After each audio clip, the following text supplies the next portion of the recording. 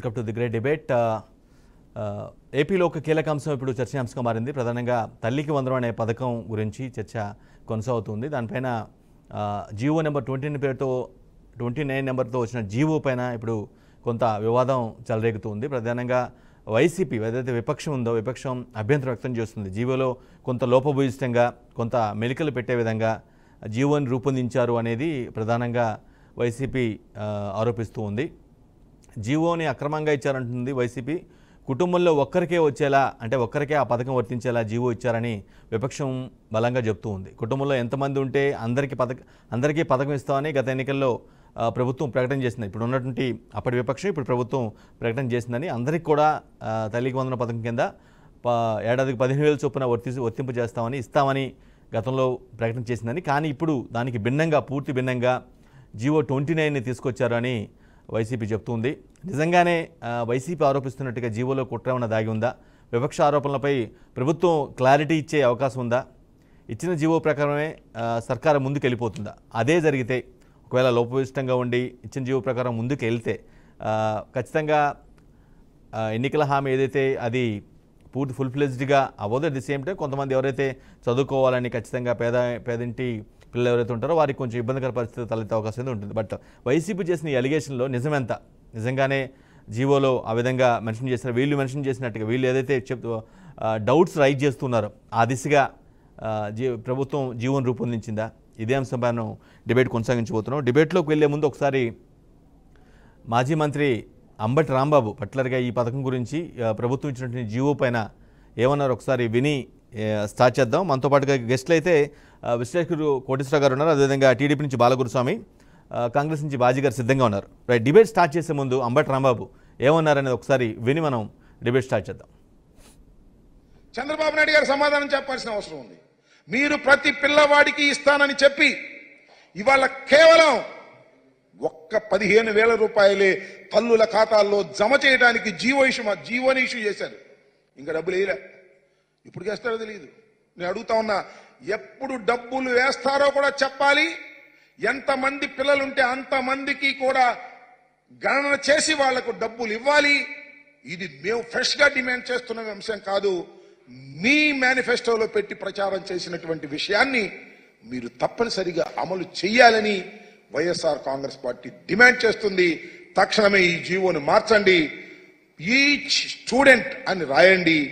Each mother కాదు, ప్రతి విద్యార్థికి 15,000 చొప్పున తల్లుల ఖాతాల్లో వేసే విధంగా ఈ జీవోని సవరించాలి. ఈ జీవోని సవరించకపోతే మరొక్కసారి ఈ రాష్ట్రంలో పచ్చి మోసగాడైనటువంటి వ్యక్తి నారా చంద్రబాబు నాయుడు అనేటువంటి భావన కలుగుతుందని కూడా ఈ సందర్భంగా నేను మనవి చేస్తున్నాను. మీరు వాగ్దానాలు నెరవేర్చకపోతే వైఎస్ఆర్ కాంగ్రెస్ పార్టీ మీ వెంట పడుతుంది. గుర్తుపెట్టుకోమని మనవి చేస్తున్నా. ప్రజల పక్షాన ఉండి పోరాడతాం. 40% ఓట్ షేర్ కలిగినటువంటి రాజకీయ పక్షం మాది. మమ్మల్ని దెయ్యమనో లేకపోతే మరొకటనో కించపరిచే మాటలు మాట్లాడుతున్నారు మీరు. అది మీకు తగదు, గుర్తుపెట్టుకోమని కూడా ఈ సందర్భంగా నేను చెప్పదలుచుకున్నాను. రైట్, అది చాలా స్పష్టంగా ప్రభుత్వాన్ని సూటిగా ప్రశ్నిస్తున్నారు. జీవోలో ఖచ్చితంగా వాళ్ళు మెన్షన్ చేసిన పాయింట్ ఏదైతే ఉందో ఆ పాయింట్ రాంగ్గా ఉంది. ప్రతి కుటుంబంలోని ప్రతి తల్లికి కాదు, ప్రతి పిల్లకి ఇద్దరు స్టూడెంట్, విద్యార్థిని ఎవరైనా సరే, బాబు ఆర్ పాప ఎవరైనా సరే వాళ్ళందరికీ కూడా వర్తించేలాగా ఈచ్ స్టూడెంట్ అని మెన్షన్ చేస్తే బాగుండేది. ఈ విధంగా ఈచ్ మదర్ అని మెన్షన్ చేయటం వల్ల కొంత వాళ్ళు సర్కార్ ఒక ప్లాన్ చేసుకుంది అనే విషయాన్ని ఆయన స్పష్టంగా చెప్పే ప్రయత్నం చేస్తూ ఉన్నారు. రైట్, మనతో పాటుగా కాంగ్రెస్ నుంచి బాజీ గారు ఉన్నారు.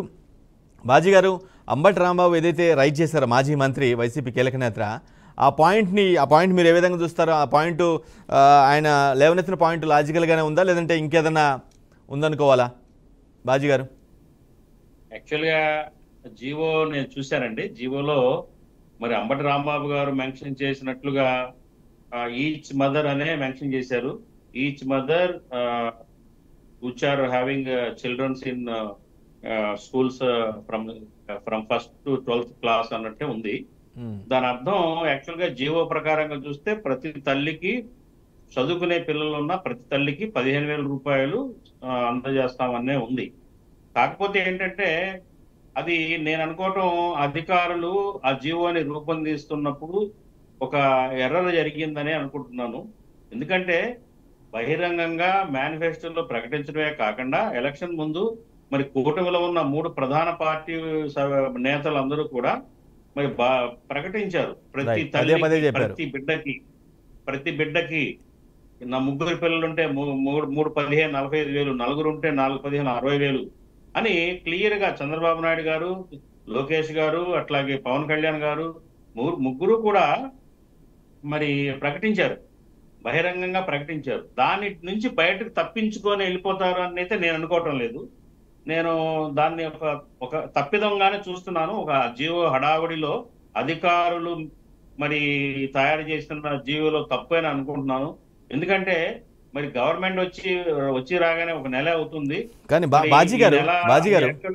బాజీ గారు ప్రభుత్వం అంత పెద్ద అఖండ మెజారిటీతో ప్రభుత్వం ఫామ్ చేశారు.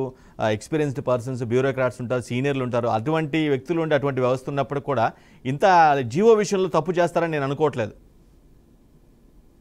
అంటే అది ఉద్దేశపూర్వకంగా ఒకవేళ చేశారే అనుకుందాము, ప్రజలు ఊరుకోరు కదండి. రేపే తిరగబడతారు, తల్లులు రోడ్ల మీదకి వస్తారు. 3 పిల్లలు అంటే ఒకళ్ళకే ఎందుకు ఇచ్చారు మాకు అని చెప్పేసి వాళ్ళు ఎదురు తిరిగి రచ్చ చేసే అవకాశం కూడా ఉంది. ఊరుకోరు కదా. హామీ ఇచ్చారు, మేనిఫెస్టోలో పెట్టారు, బహిరంగంగా ప్రసంగాల్లో మీటింగుల్లో చెప్పారు, ఓట్లు వేయించుకున్నారు, గెలిచారు. గెలిచిన తర్వాత నెలలోనే దాన్ని డివేట్ అయ్యి కాదండి తూచి మా దగ్గర డబ్బులు లేవు, మేము ఒకళ్ళకే ఇస్తాము ఇప్పటికీ అని అంటే అది ఊరుకునే పరిస్థితి ఉండదండి. తల్లులు తిరగబడతారు, రోడ్డు మీదకి వస్తారు. మరి ఏదైతే ఉద్దేశం లక్ష్యం కోసం అని మెన్షన్ చేశారో జీవోలో, డ్రాప్ అవుట్స్ ఉండకూడదు అని చెప్పేసి, అట్లాగే పిల్లలందరూ చదువుకోవాలి, వాళ్ళ ఆర్థిక పరిస్థితులను మెరుగుపరచాలి అని ఏదైతే లక్ష్యాలు ఉంటాయో ఆ లక్ష్యాలు నెరవేరవు కదా. ఎప్పుడైతే ఒక నిరసన స్టార్ట్ అయిందో అది ఆ లక్ష్యం నెరవేరదండి. ఖచ్చితంగా దాని మీద తల్లులందరూ తిరగబడతారు, పిల్లలు స్కూళ్ళకి వెళ్ళరు, మా డబ్బులు మాకు ఇవ్వండి, 4 15 60,000 ఇవ్వండి అని అడుగుతారు. ఇవన్నీ జరుగుతాయి. ఇవన్నీ తెలియనివి కాదు, వాళ్ళ గవర్నమెంట్ కి కానీ ప్రభుత్వాధినేతలకు తెలియదండి, ఇవన్నీ తెలుసు. నేను అనుకోవటం అంటే బ్యూరోక్రాట్స్ చేసిన ఒక తప్పిదం గానే నేను చూస్తాను. రేపు ఎల్లుండిలో అది మార్చుకునే అవకాశం కూడా ఉంది అనుకుంటున్నానండి. ఎందుకంటే ఇవాళే వచ్చింది అది. మరి అది ఇవాళ దాని మీద ఒక చర్చ స్టార్ట్ అయింది కాబట్టి నేను అనుకోవడం దాన్ని అమెండ్మెంట్ చేస్తారని అనుకుంటున్నాను, ఆ జియో నెంబర్ 29ని. కాబట్టి ఏంటంటే మనం రైట్. బాజీ గారు మీ సెల్ మ్యూట్లో పడినట్టు చెక్ చేసుకోవాలి ఒకసారి. You better check your cell.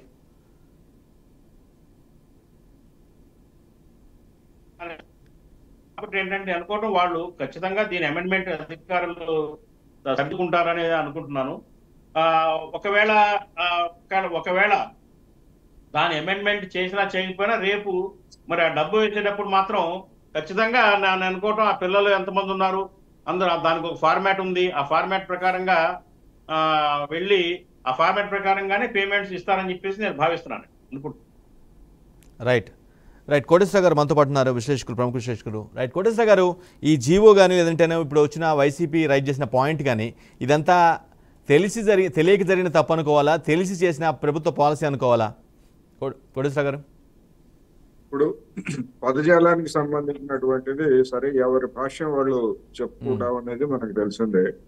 అందులోని అంబటి రాంబాబు గారు లేదా వైసీపీ వాళ్ళు చెప్పేటువంటి దాన్ని మనం ప్రామాణికంగా తీసుకోవాల్సినటువంటి అవసరం లేదు.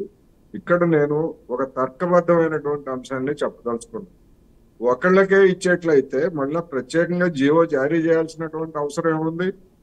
గతంలోనే ఉంది కదా, జగన్మోహన్ రెడ్డి గారు అమలు జరిపినటువంటి పథకంలో ఒకళ్ళకే ఉన్నది, దాన్నే కొనసాగిస్తే సరిపోతుంది. మళ్ళా ప్రత్యేకంగా జీవో జారీ చేసి ఒకళ్ళకే అని ఎందుకు పెడతారు అనేటువంటి ప్రశ్న.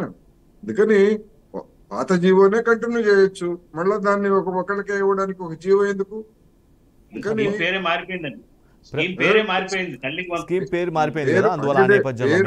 పేరు మారింది కనుకనే జీవో ఇచ్చారు. ఒకవేళ అదే కనుక అయ్యేట్లయితే గతంలో ఉన్నటువంటి పేరు మార్చామని చెప్పేసి జీవోలో ఇస్తారు.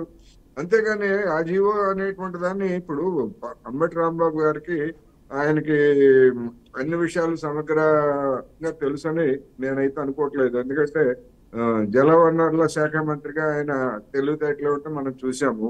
ఏమైనా మన బాజీ గారు చెప్పినట్టు అటువంటిది ఏదన్నా జరిగేట్లయితే వెంటనే జనంలో రియాక్షన్ వస్తుంది.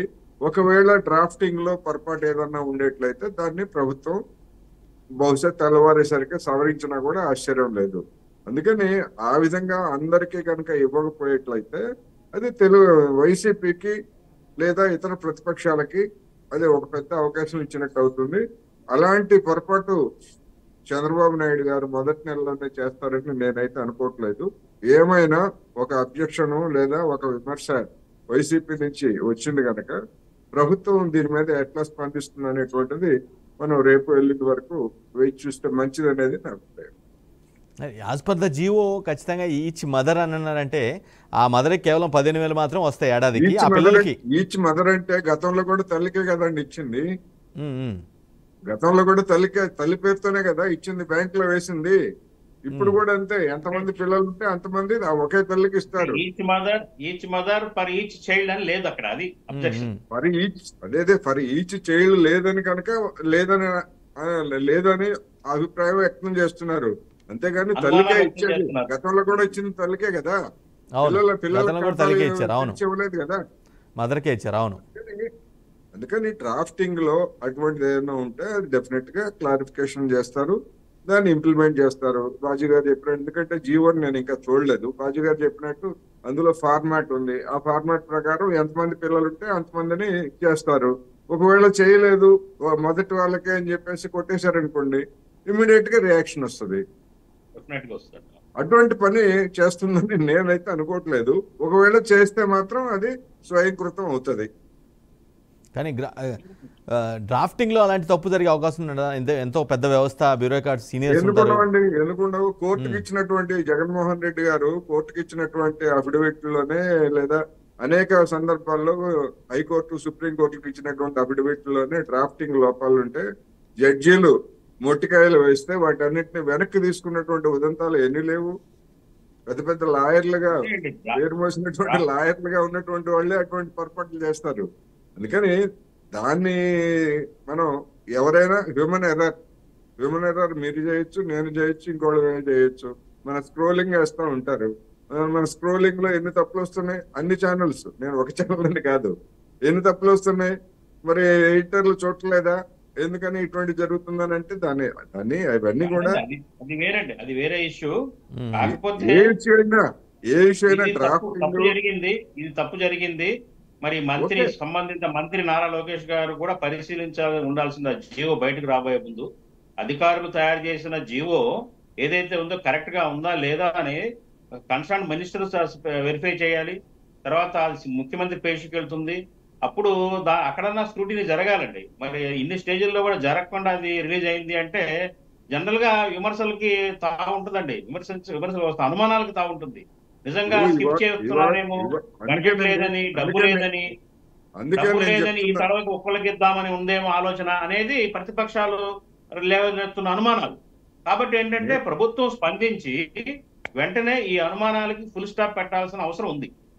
దాన్ని నేను కాదంటలేదు, హ్యూమన్ ఎర్రర్స్ అనేటువంటివి జీవోల్లో అయినా అఫిడవిట్లో అయినా సాధారణంగా జరుగుతూ ఉంటాయి.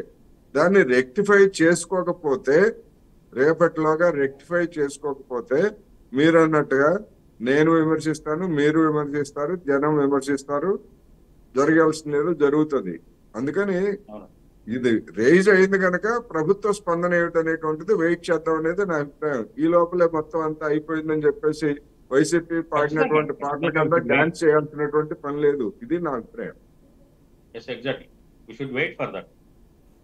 బాజీ గారు, ఒకవేళ ప్రభుత్వ పాలసీ అది కావాలని అంటే వాళ్ళ తీర్మానించుకుంది, అది ఆ కాన్సెప్ట్లోనే వెళ్ళారు, యాజ్ పర్ ద జీవో కనుక వెళ్ళినట్లయితే ఖచ్చితంగా కొంత చాలా మందికి అన్యాయం జరిగినట్టే అనుకోవాలేమో. ఖచ్చితంగా అన్యాయం జరిగినట్టు మాత్రమే కాదండి. ఎందుకంటే మరి కూటమి నాయకులు ఏదైతే ఈ స్కీమ్ ఏదైతే ఉందో, ఈ అమ్మఒడి అని పూర్వం ఉన్న అమ్మఒడికి తల్లికి వందనం, అమ్మకి వందనం అని పేరు మార్చి ప్రతి బిడ్డకి ఒక్కొక్క 15,000 చొప్పున అందిస్తామని పదే చెప్పి దీన్ని ఎంతో ప్రతిష్టాత్మకంగా హైప్ కి తీసుకెళ్లిన స్కీమ్ అండి ఇది. చాలా మొన్న ఎలక్షన్ లో ఏంటంటే చాలా దీని యొక్క ఇంపాక్ట్ ఉండింది. డెఫినెట్ గా ఏంటంటే దీంట్లో ఏదన్నా తప్పు జరిగితే పర్యవసానాలు, దీని యొక్క ప్రభావం, అడ్వర్స్ ఎఫెక్ట్ డెఫినెట్ గా ఉంటుందండి. కాకపోతే దానివల్ల ప్రభుత్వానికి చెడ్డ పేరు వస్తుంది. ఇప్పుడు చంద్రబాబు నాయుడు గారు ఒక అనుభవజ్ఞ నేత వచ్చి రాగానే తను ప్రకటించిన సూపర్ 6లో ప్రధానమైన ఒక అస్త్రాన్ని దాన్ని నీరుగారుస్తాడని చెప్పేసి అయితే నేనైతే అనుకోవటం లేదు. అక్కడ ఏదో తప్పిదం జరిగింది. మరి ఒకవేళ ఫండ్స్ సపోర్ట్ చేయకపోతే, డబ్బు లేకపోతే, ఆ రకంగా యంత్రాంగం ఏదైతే ఏ తల్లికి ఎంతమంది పిల్లలు ఉన్నారు అనేది క్యాలిక్యులేషన్స్, ఆ లెక్కలు తీయడానికి కనుక టైం వ్యవధి చాలకుండా ఇమీడియట్ గా ఏదైనా ఫండ్స్ తల్లులకి ఇవ్వాల్సిన పరిస్థితే కనుక ఉండి ఇలా చేసి ఉంటే కనుక అది క్లారిటీగా చెప్పాలి, అనౌన్స్మెంట్ చేయాల్సి ఉంటుంది. ఈ తడవకి ఆ లెక్కలు గణాంకాలు అన్ని తీయాలి కాబట్టి, ఏ బిడ్డకి ఎంతమంది పిల్లలు ఉన్నారు అనేది అంతా తీయాలి కాబట్టి మేము రెడీగా లేం కాబట్టి ఈ తడవకి ఒకే ఒక పిల్లాడు చొప్పున ఇస్తున్నాము. మిగతా లెక్కలు తేలిన తర్వాత ఫర్దర్ ఇన్స్టాల్మెంట్స్ లో దాన్ని మళ్ళీ మేము మీ అందరికీ పంచుతాము అని ప్రకటన చేయాలండి. ఏదో ఒకటి జరగాలి. ఒకవేళ జీవోలో తప్పిదం జరిగితే జీవోను సరిచేసి దాన్ని కరెక్ట్ చేసి ఆ ఫండ్స్ ని అనుకున్నట్టుగా ప్రామిస్ చేసినట్టుగా ఇవ్వటం, లేదా ఇవ్వలేని పరిస్థితుల్లో ఉంటే మరుసటి వాయిదాలలో ఇస్తాము, ప్రస్తుతానికి ఇంతే ఇస్తాము అని ప్రకటించాలి. ఈ రెండిట్లో ఏదైనా జరిగితేనే చంద్రబాబు నాయుడు గారికి కానివ్వండి, కూటమికి కానివ్వండి, పవన్ కళ్యాణ్ గారికి కానీ క్రెడిబిలిటీ ఉంటుందండి. ఖచ్చితంగా వీళ్ళు అన్నమాట మీద ఉన్నారు అని ఒక క్లారిటీ వస్తుంది. లేకపోతే ఏంటంటే వీళ్ళు మరి రాంబాబు గారు కానీ ఇంకోళ్ళు కానీ విమర్శించినట్టుగా వీళ్ళు మాట తప్పారు మొదట్లోనే, ఇవ్వలేరు, ఇవ్వలేరు, ఇంకా ఫర్దర్ ప్రామిసెస్ ఏ రకంగా నిర్వర్తిస్తారు అనే ఒక మాట్లాడుకోవడానికి అవకాశం ఉంటుంది. ఇది ఒక హాట్ టాపిక్ అయిపోతుంది. ఫర్దర్ కమింగ్ డేస్ లో ఒక పెద్ద రచ్చకి ఇదే స్కోప్ ఇచ్చిన వాళ్ళు అవుతారండి. అంటే అది యాక్చువల్లీ స్కీము స్కూల్ డేస్ మొదలవుతున్నాయి కాబట్టి ఈ లోపలనే అంతా రెడీ చేస్తున్నారు, సన్నద్ధంలో భాగంగా ఈ విధంగా జీవో ఇష్యూ చేస్తుంటారు. బట్ జీవో ఇష్యూ అయిన తర్వాత స్కీము ఇంప్లిమెంట్ ఉంటుంది, మొత్తం దానికి క్రైటీరియా కూడా ఉంటుంది. ఇవన్నీ చూసిన తర్వాత మేబీ ఇటువంటి పాయింట్స్ రైజ్ చేస్తుంటే బాగుండేదేమో. విపక్షాలు ఎవరైనా సరే ఫర్దర్ క్లారిటీ గైడ్ లైన్స్ అవన్నీ ఫర్దర్ ఇస్తాము అని కూడా ఉందండి దాంట్లో. ఒక మెన్షన్ చేశారంటారు, అది కూడా మెన్షన్ చేశారండి. ఫర్దర్ గా క్లారిఫికేషన్స్ గైడ్ లైన్స్ ఫర్దర్ మళ్ళీ త్వరలో ఇస్తామని ఉంది. ఇదేంటంటే అనుకోవడం స్కూల్ ఓపెన్ అయినాయి, ఆల్రెడీ జూలైలోకి వచ్చాం కాబట్టి ఒక మొదటి విడతగా ఫండ్స్ రిలీజ్ చేయాలనే ఉద్దేశంతో ఇది తయారు చేసినట్టుగా నేను అనుకుంటున్నాను. అంతేగాని ఇంత పెద్ద బ్లండర్ చేస్తారని అనుకోవట్లేదండి. ఇంత పెద్ద బ్లండర్, అంత పెద్ద అనుభవం ఉన్న పార్టీ నేతలు ఇంత పెద్ద బ్లండర్ చేస్తారని నేను అనుకోవట్లేదు. అది జీవో ఆ రకంగా మెన్షన్ చేసి ఉండాల్సింది కాదు. అది తప్పిదమే ఖచ్చితంగా. అది అధికారుల యొక్క తప్పు, పరిశీలించకపోవటం మరి సంబంధిత మంత్రి కానివ్వండి, ఆ పైన నేతల యొక్క నాయకుల యొక్క తప్పు అని అనుకుంటున్నాను ఖచ్చితంగా. రైట్. మనతో పాటు టీడీపీ నుంచి బాలగురుస్వామి గారు కూడా సిద్ధమయ్యారు. బాలగురుస్వామి గారు, మీరు చూసే ఉంటారు వైసీపీ ఏదైతే తల్లికి వందనం సంబంధించిన జీవో 29 పైన ఏ విధంగా విపక్షం ఆరోపిస్తూ ఉందో, అదేంటది పొరపాటు జరిగిన మిస్టేక్ అనుకోవాలా, లేదంటే మీ ప్రభుత్వ పాలసీ అదే అనుకోవాలా గురుస్వామి గారు? వెంకట గారు, ముందుగా మీకు, బాజీ గారికి, కోటేశ్వరరావు గారికి నేను ప్రత్యేకంగా ధన్యవాదాలు, మరియు బీఆర్కే వీక్షకులకి ధన్యవాదాలు తెలియజేసుకుంటున్నాను. అయితే నేను ఇంకా జీవో అయితే నేను చూడలేదు ఇంకా, ఎందుకనంటే నేను ఆన్ ది వే బయట ఉన్నాను, జర్నీలో ఉండడం వల్ల, సెల్ఫ్ డ్రైవింగ్ వల్ల నేను చూడలేదు. నేను డిబేట్లోకి రావడం జరిగింది. అయితే ఎట్టి పరిస్థితుల్లో కూడా ఆయన ఏదో రాంబాబు గారు ఏదో మాట్లాడారు కదా, చంద్రబాబు నాయుడు గారు మోసగాడు, జీవో చూసాము, ఈచ్ వన్ అని చెప్పి మాట్లాడాము అని చెప్పి ఏదో లాజిక్లు ఏదో దీర్ఘంగా తీసి మాట్లాడాడు. ఎందుకనంటే ఆ మాట్లాడే మాటలకి వాళ్ళు చేష్టలకి పొంతన ఉండదు. వాళ్ళు కూడా మాట్లాడటం అనేది జనాలు చూస్తా ఉన్నారు. ఎందుకనంటే ఎలక్షన్ మేనిఫెస్టోలో మేము ఏదైతే చెప్పామో, ఎలక్షన్ మేనిఫెస్టోకి సంబంధించి ఎంతమంది పిల్లలు ఉంటే అంతమంది పిల్లలకి ఇస్తామని చెప్పి ఘంటాపదంగా చెప్పడం జరిగింది. అయితే ఇప్పుడు పెద్దలు కోటేశ్వరరావు గారు చెప్పినట్టు కూడా, ఎందుకనంటే మేము ఒక్కరికే ఇచ్చే పని అయితే ఆ జీవోని తాకాల్సిన అవసరం లేదు. మళ్ళా ఏమంటే బాజీ గారు కూడా చెప్పారు పేరు మార్చారని చెప్పి, ఆ పేరుకు సంబంధించే జీవోని ఇవ్వచ్చు. కానీ ఫర్దర్ గా కూడా వీటన్నిటి గురించి ఆలోచిస్తాం, అన్ని చూస్తాం, చేస్తామని చెప్పి మాట్లాడారు.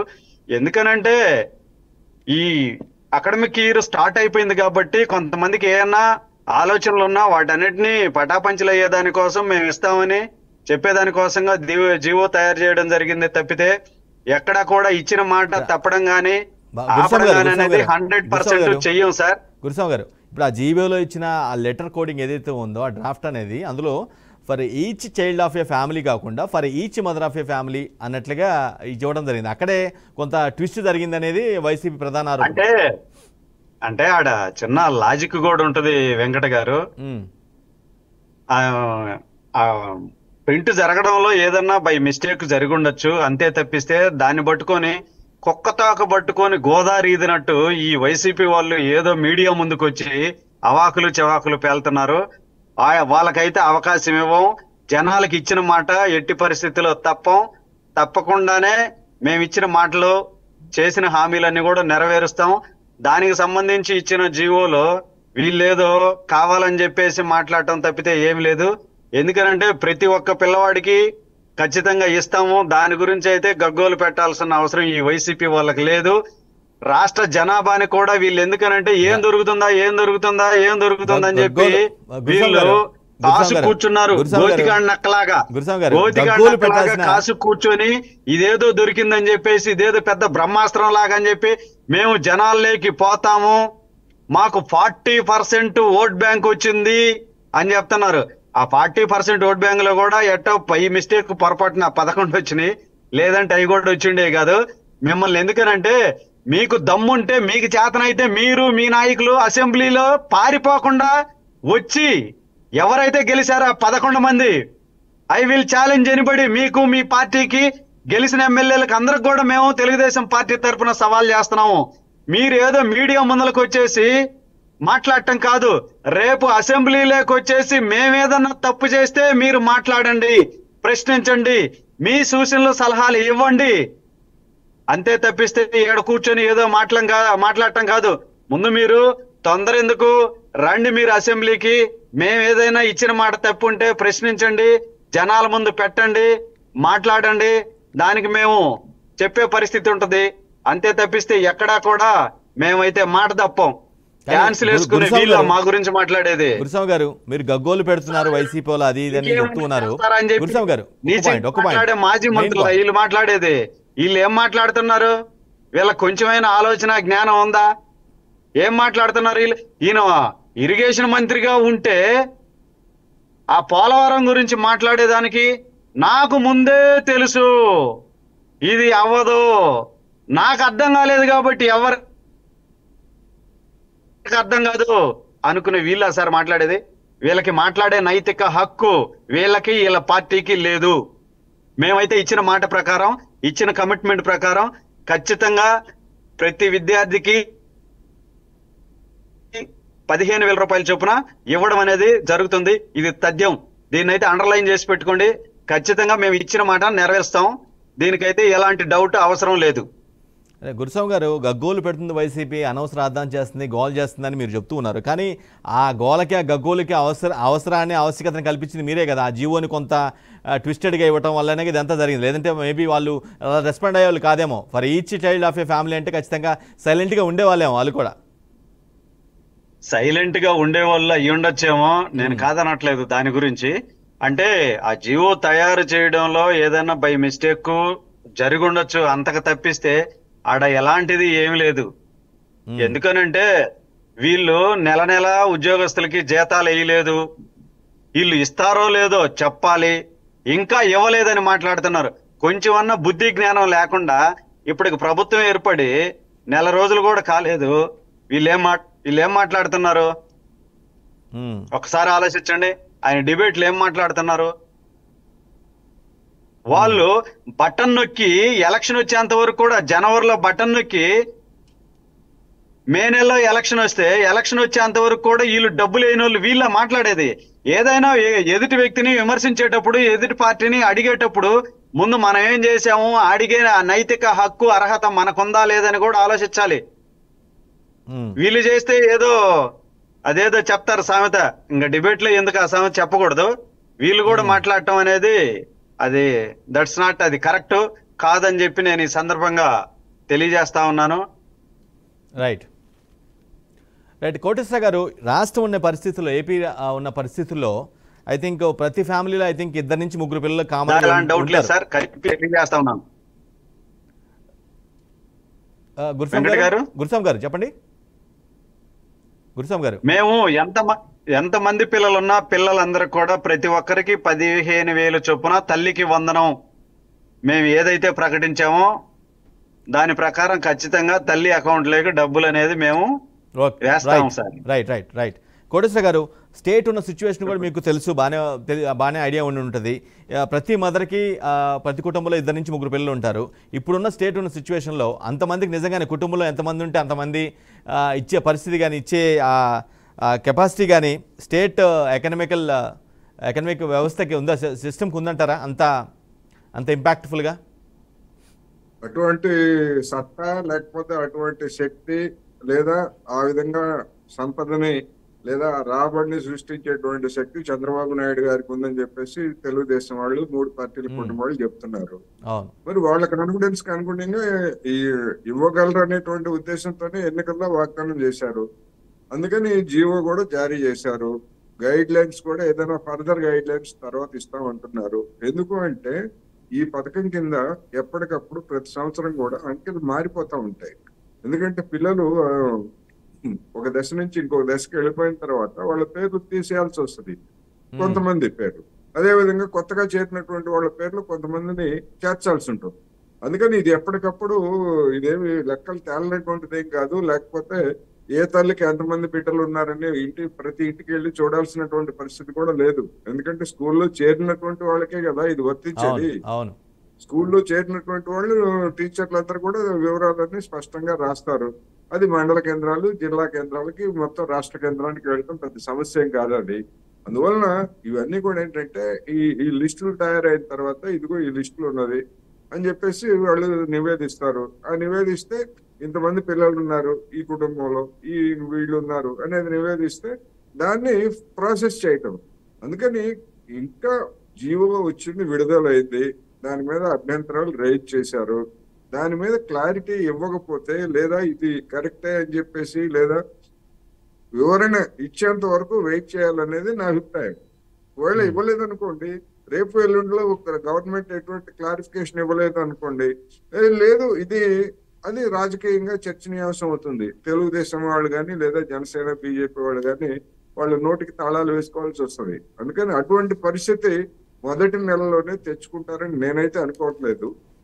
అందువల్ల చూద్దాం, వెయిట్ చేద్దాం అనేది నా అభిప్రాయం. అంతే తప్ప ముందే నిర్ధారణలకు వచ్చేసి అంబటి రాంబాబు గారి లాగా కామెంట్స్ చేయాల్సినటువంటి అవసరం లేదు.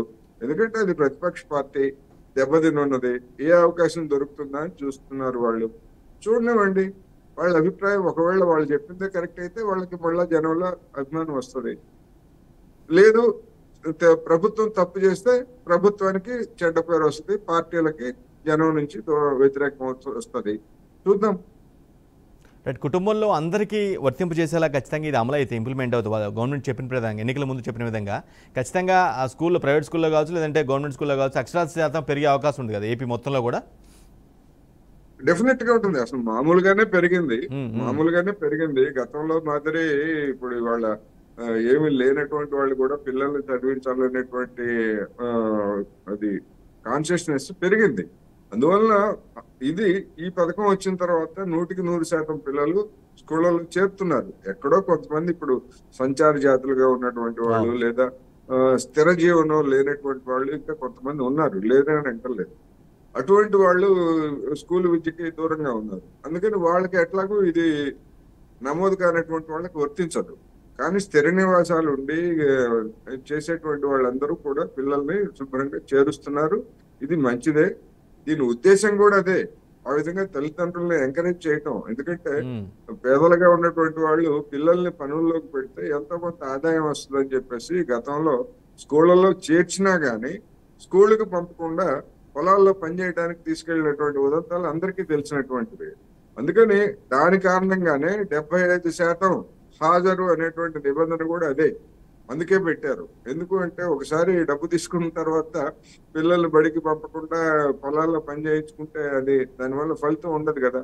అందుకనే 75% హాజరు అనేటువంటి కూడా ఆ కండిషన్ కూడా పెట్టారు. అలాంటి కండిషన్లు పెట్టాలి.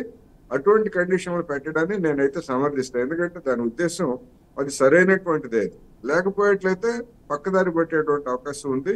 దాని ప్రయోజనం నెరవేరు.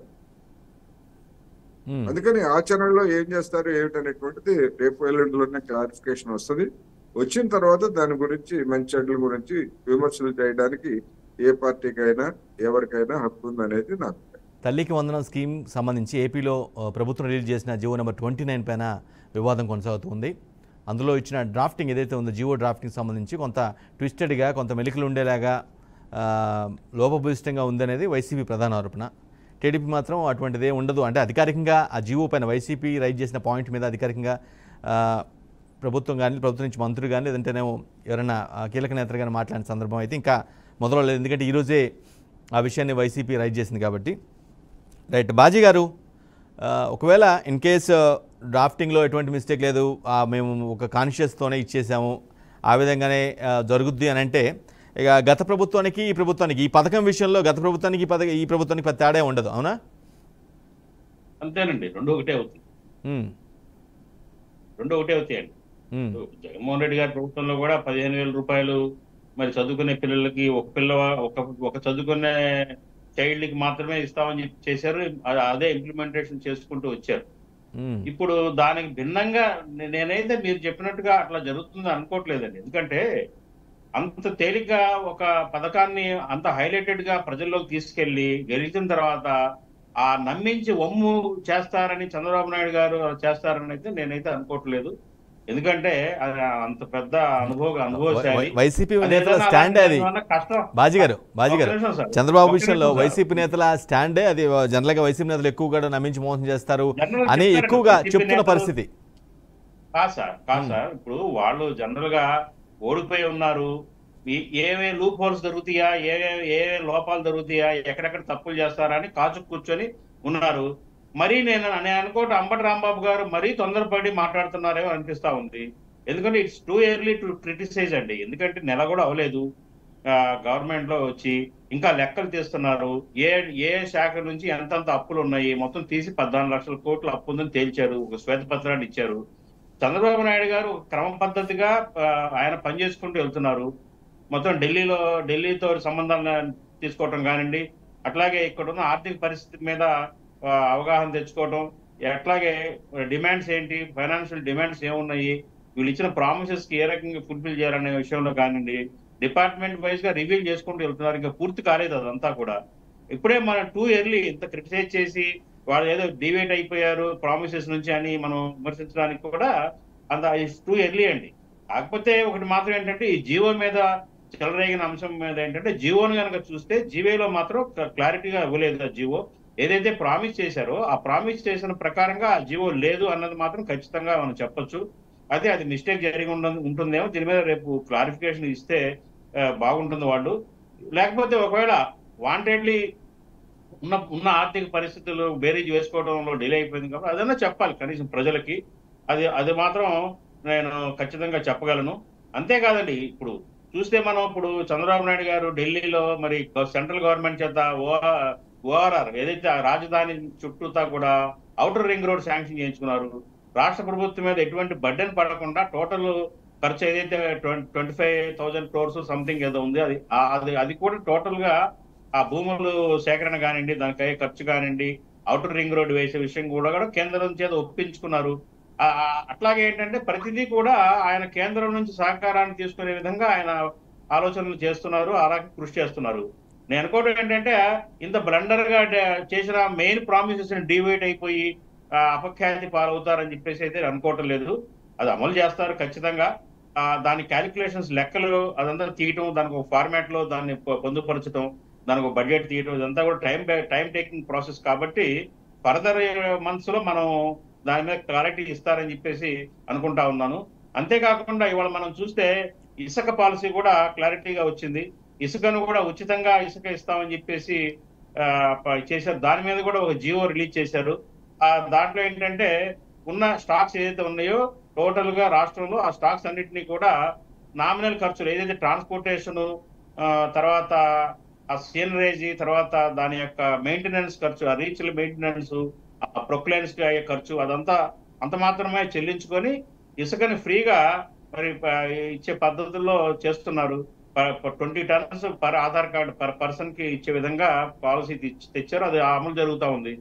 అనేక రైట్. అనేక ఇసుక విషయంలో చోట్ల ఇసుక బాజీ గారు ఇసుక విధానం విషయంలో ఖచ్చితంగా గత గవర్నమెంట్ కంటే ఇది బెటర్ అంటారు, ఈ పాలసీ కానీ ఈ మనిషి ఇంప్లిమెంటేషన్ కానీ ఇవన్నీ కూడా. అంతకుముందు సుమారుగా పర్ టన్ 480 to 580 వరకు పడేది. ఇప్పుడు 280 to 300 రూపీస్ వరకు లోపే పడుతుందండి ఖర్చు ఏదైతే పర్ టన్. ఖచ్చితంగా గత ప్రభుత్వం కంటే కూడా ఇసుక తక్కువ రేటుకే ఈ ప్రభుత్వంలో ఇప్పుడు ఇవాళ స్టార్ట్ చేసిన విధానంలో దొరుకుతుంది ప్రజలకి. అందరూ ఆనందంగా ఉన్నారు. ఇప్పుడు ప్రజలందరూ కూడా గతం కంటే ఫ్రీ, అందము దొరికేది కాదండి, ఇసుకను బ్లాక్ చేసేవాడు. ఎక్కడెక్కడో అక్కడ గుట్టలు ఎక్కడ చూసినా గుట్టలు కనపడేవి, కానీ ప్రజలకు అందుబాటులో తెచ్చేవారు కాదు. అధిక రేట్లకు అమ్ముకునేవాళ్ళు, వేరే రాష్ట్రాలకు తరలిలేది, రకరకాలుగా జరిగింది. ఒక రేట్ అని కాదండి, ఇష్టం వచ్చిన రేట్లుగా అమ్ముకున్నారు. ఇప్పుడు అలా కాదండి. ఇప్పుడు ఏంటంటే ఏదైతే మెయింటెనెన్స్ ఖర్చు అవుతుందో ఇసుకని పర్ టన్ ప్రొడక్షన్ కాస్ట్ ఏదైతే దాన్ని తీయడానికి కానీ ట్రాన్స్పోర్టేషన్ రవాణా ఖర్చు అంత మాత్రమే చెల్లించుకొని, అది కూడా ఆన్లైన్ లో చెల్లించుకొని ఇస్తున్నారు. ఇది ఒక ఈజీ వే ఆఫ్ ఇదైందండి ఇసుక విషయంలో మాత్రం. అట్లాగే ఇవాళ ఇంకొక కొత్త పథకాన్ని కూడా ఇవాళ మన మీడియాలో కూడా చూసాము. బియ్యం విషయంలో కూడా ఇవాళ రాష్ట్ర వ్యాప్తంగా కూడా ప్రజలకి రైతు బజారుల్లో 48-49 రూపాయలకే మేలిమి రకం బియ్యం, అట్లా కందిపప్పు కూడా 160 రూపాయలకే రైతు బజార్లో అందుబాటులోకి తెస్తూ మరి మినిస్టర్ గారు నాదెండ్ల మనోహర్ గారు ఇనాగ్రేట్ చేశారు. మరి ఇది కూడా చాలా ప్రజలందరూ కూడా సంతోషంగా ఉన్నారు. ఎందుకంటే ఒక్కొక్కటి ఇంప్లిమెంట్ చేసుకుంటూ వస్తున్నారండి. బాజీ గారు టీడీపీ కూటమి ప్రభుత్వానికి చాలా అనుకూలంగా చాలా అంటే మంచి జరుగుతుందన్నా, లేదంటే నిజంగానే గతం కంటే డిఫరెన్స్ ఉంది కాబట్టి ప్రతి పథకాన్ని కూడా కొంత పాయింట్అవుట్ చేసే పరిస్థితి ఉంది, అంటే కొంచెం ప్రైజ్ చేసే పరిస్థితి ఉంది? బాజీ గారు మీరు కాదండి, ఇప్పుడు గతం ఇప్పుడు మనం విమర్శించాం. ఇప్పుడు రేపు పొద్దున వీళ్లలో తప్పులుంటే ఖచ్చితంగా మనం పాయింట్అవుట్ చేస్తాం, విమర్శిస్తామండి. ఇప్పుడు జరుగుతున్న ఈ 3 విషయాల్లో మాత్రం గత ప్రభుత్వం కంటే కూడా ఈజీయెస్ట్ వేలోనే వెళ్తున్నారు. ఈ జీవోలో విషయంలో మనం అనుకున్నాం అది తప్పు జరిగిందని చెప్పేసి, అది కనుక వాంటెడ్లీ చేస్తే ఖచ్చితంగా ఎండగట్టాల్సిన అవసరం ఉందండి. మరి ప్రామిస్ చేసి డివేట్ అవడం అనేది కరెక్ట్ కాదు కాబట్టి మనం ఖచ్చితంగా చేయాలండి. కాకపోతే ఏంటంటే ఇసుక విషయం అత్యంత కీలకమైన విషయము. గత ప్రభుత్వ హయాంలో ఇసుక చాలా దోపిడీ జరిగింది. అసలు ప్రజలకు అందుబాటులో లేని విధంగా ఉంది. నిర్మాణ రంగం కానివ్వండి, కార్మిక వ్యవస్థ అంతా కూడా చాలా అల్లకల్లోలం అయిపోయిన పరిస్థితి చూసాము. కాబట్టి ఏంటంటే దాని నుంచి కొంచెం రిలీఫ్ వచ్చింది. జస్ట్ ఇప్పుడే స్టార్ట్ చేశారు కాబట్టి రిలీఫ్ వచ్చింది. ఉన్న స్టాక్స్ అయితే ఈ పద్ధతుల్లో ఇస్తున్నారు కాబట్టి కొంత బాగుంది వాతావరణం అనేది చెప్తున్నాను నేను. ఇంకోటి ఏంటంటే ఇప్పుడు ఇవాళ రైస్ కూడా మనం ఇవాళ చూస్తే 55 రూపాయలు ఉంది మార్కెట్ లో. దాన్ని 48 రూపీస్కే రైతు బజార్స్ ద్వారా అందుబాటులో తీసుకొచ్చారు. ఇవాళ నేను ఉదయం కూడా ఇక్కడ విజయవాడలో చూశాను, ఆ రైస్ కూడా క్వాలిటీ బాగున్నాయి. సో ఏంటంటే ఇవన్నీ కూడా పాజిటివ్ గానే ఉన్నాయి. ఇప్పుడు ప్రస్తుతం వరకు ఇవాళ వరకు మనం చూస్తే కనుక పాజిటివ్ గానే ఉన్నాయండి. ఏ విధానం అయితే వెళ్తున్నారో చంద్రబాబు నాయుడు గారు, ఆయన పరిపాలన బాగుంది. ఇప్పటి వరకు అయితే ఏమి మనం క్రిటిసైజ్ చేయడానికి అవకాశం ఇవ్వటం లేదు. ఫర్దర్ చూద్దామండి. సూపర్ 6 లో ఏమేమి ఉచిత బస్సు ఉంది, మహిళలకి బస్సు ప్రయాణం ఉచితంగా ఇవ్వాల్సింది ఉంది, ఇంకా చాలా ఆయన సూపర్ 6 లో అమలు జరపాల్సిన అంశాలు చాలా ఉన్నాయి. అట్లాగే ఇప్పుడే మనం రేజ్ చేసుకున్న చిల్డ్రన్స్ కి డబ్బులు అందరికీ ఉన్న చిల్డ్రన్స్ క్యాలిక్యులేషన్ చేసి కరెక్ట్ గా ఇవ్వాలి. ఇవన్నీ కూడా మనం మున్ముందు చూడాలి. ఖచ్చితంగా గవర్నమెంట్ ఏదన్నా చేసిన ప్రామిసెస్ డిబేట్ అయితే ప్రతిపక్షాల్లో విమర్శించినట్టే మేము కూడా కాంగ్రెస్ పార్టీ నుంచి ఖచ్చితంగా దిగబడతామండి, ఎండగడతామండి. తప్ప రైట్. బాలగురుస్వామి గారు, ఇసుక పాలసీ, ఉచిత ఇసుక విధానం మొదలైనప్పటి నుంచి బాలగురుస్వామి గారికి వచ్చిన ఈ ప్రశ్న మీకే లేరా? రైట్. బాజీ గారు, ఈ ఉచిత ఇసుక విధానం మొదలైనప్పటి నుంచి రిపీటెడ్గా నేను వింటుంది ఏంటంటే వైసీపీ నేతల నుంచి, అఫ్కోర్స్ వాళ్ళు విపక్షం కాబట్టి ఆబ్వియస్గా టార్గెట్ చేస్తారు, కానీ ప్రతి నేత కూడా కేవలం పేరులోనే మాత్రమే ఉచితం అని ఉంది, ఇంప్లిమెంటేషన్లో మాత్రం ఉచితం లేదు, ప్రతిదానికి ఖర్చు పెడితేనే, గతం కంటే కూడా ఎక్కువ ఖర్చు అయితేనే ఇంటికి ఇసుకొచ్చే పరిస్థితి ఉంది అనేది రిపీటెడ్గా ప్రతి నేత కూడా చెప్తారు, వైసీపీ నుంచి ప్రతి నేత కూడా చెప్తూ ఉన్నారు. నిజంగా అంత ఉంటే, అంటే అంత లోపభీష్టంగా ఉంటే, లేకుండా ఉంటే ఎంతమంది అనరు కదా అనేది ఒక పాయింట్. నిజంగానే అటువంటి పరిస్థితి యాక్చువల్ గా ఇసుక ఏవి ఖర్చు లేకుండా రూపాయి చెల్లించకుండా మన ఇంటికి అయితే రాదు కదండి. రూపాయి కూడా చెల్లించకుండా మన ఇంటికి అయితే రాదు కదా.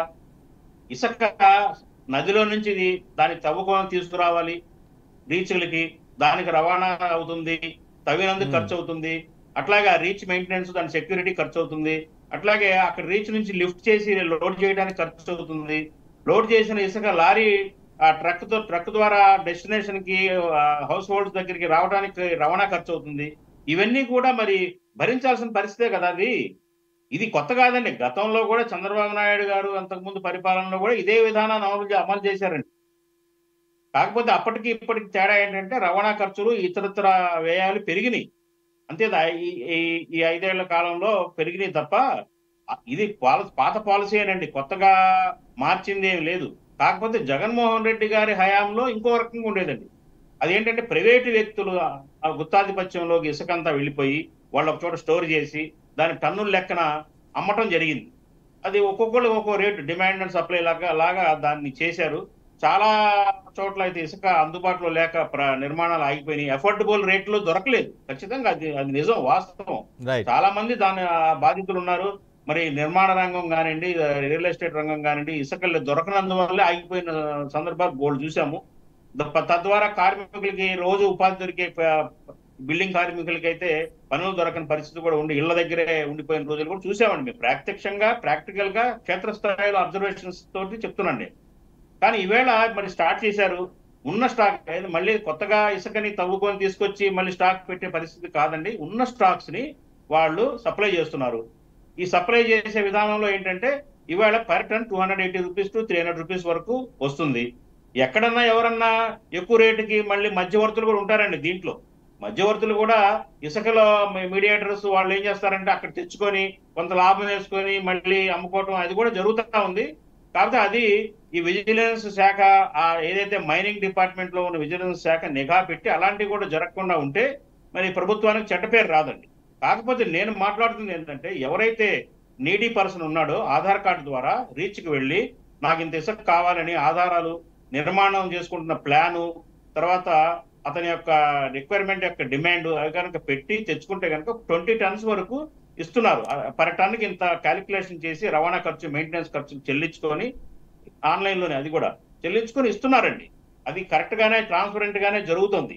కాకపోతే ఏంటంటే బ్రోకర్లు పుట్టుకొచ్చి దాన్ని మళ్ళీ బ్లాక్ మార్కెటింగ్ చేసి హౌస్ హోల్డ్స్ దగ్గరికి వెళ్ళి ఎక్కువ అమ్ముకుంటే దాన్ని నియంత్రించాల్సిన అవసరం ఎట్టి పరిస్థితుల్లో ఉందండి.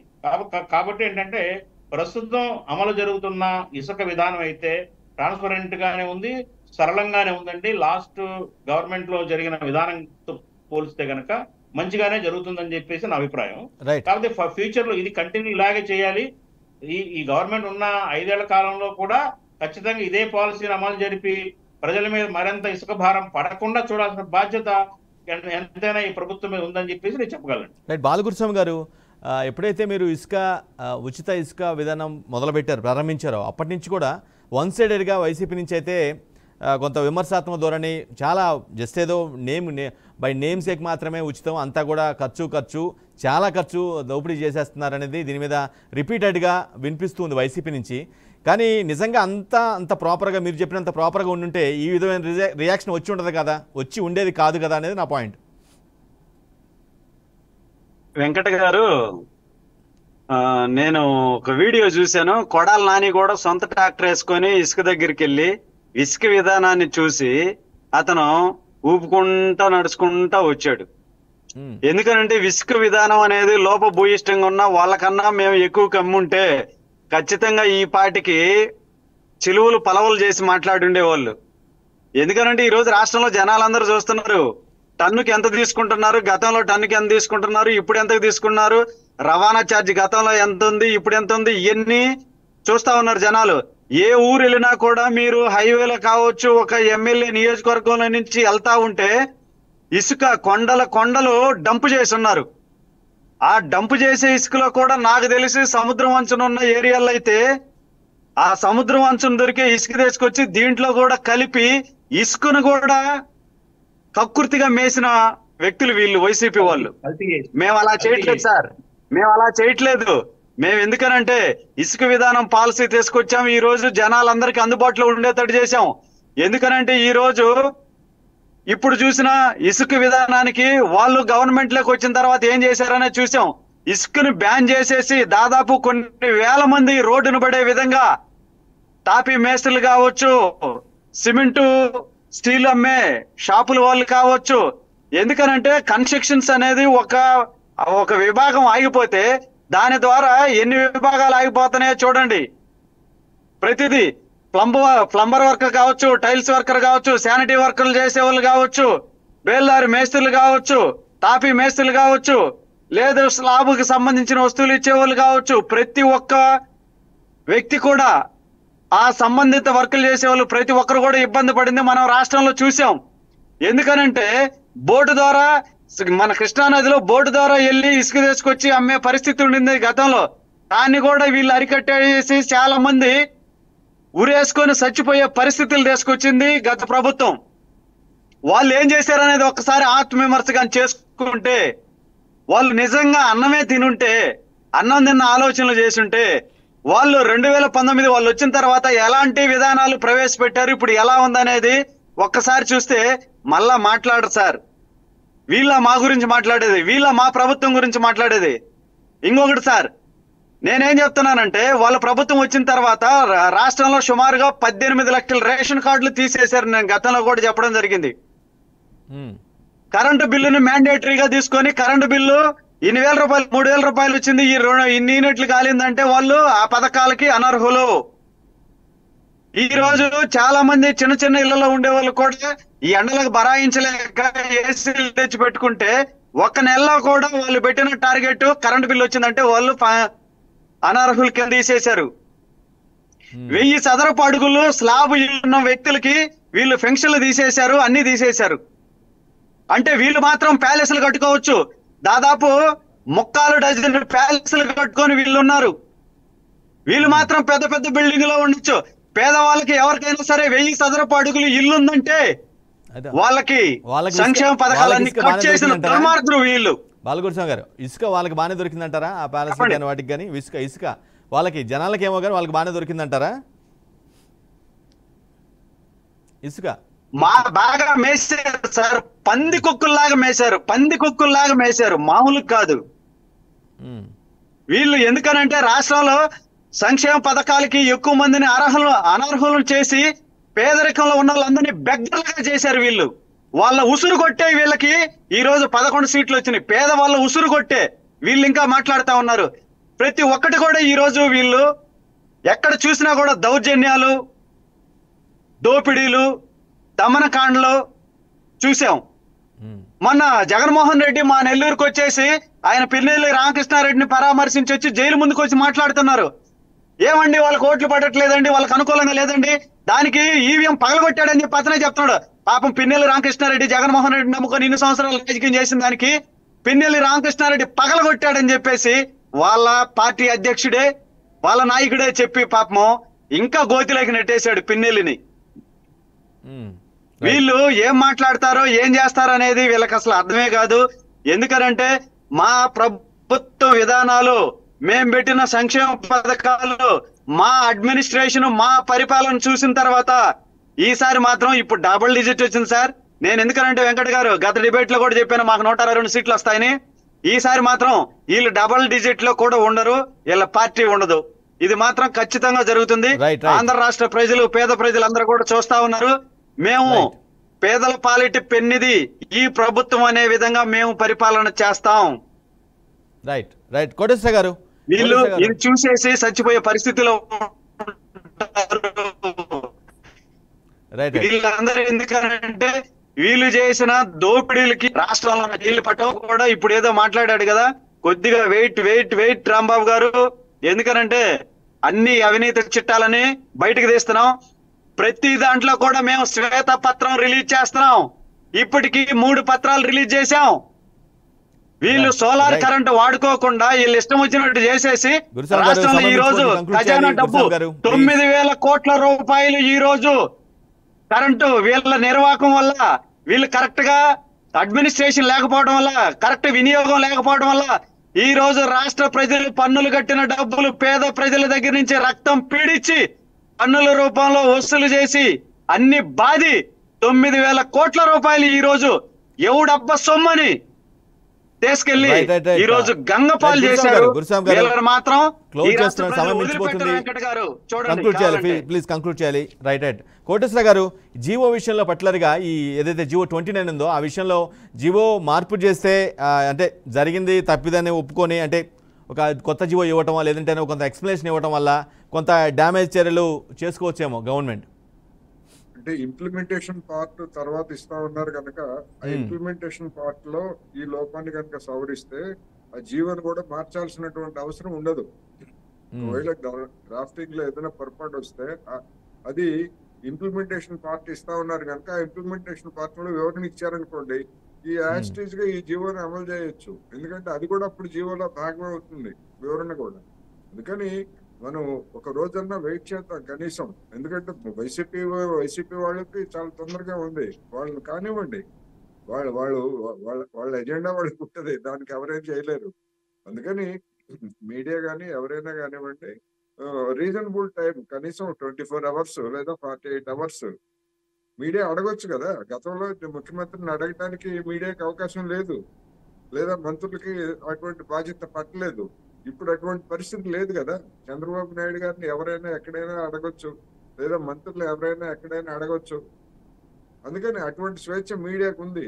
గతంలో అటువంటి స్వేచ్ఛ కూడా లేదు. ఏదైతే అదే జరిగింది కనుక దాని గురించి తొందరపడి కామెంట్స్ చేయాల్సినటువంటి అవసరం లేదనేది ఒకటి. రెండోది, సంక్షేమ పథకాలు ఇసుక పాలసీలో కానీ ఇవన్నీ కూడా జనానికి రిలీఫ్ వస్తే దాన్ని విమర్శించాల్సినటువంటి అవసరం ఏముంది?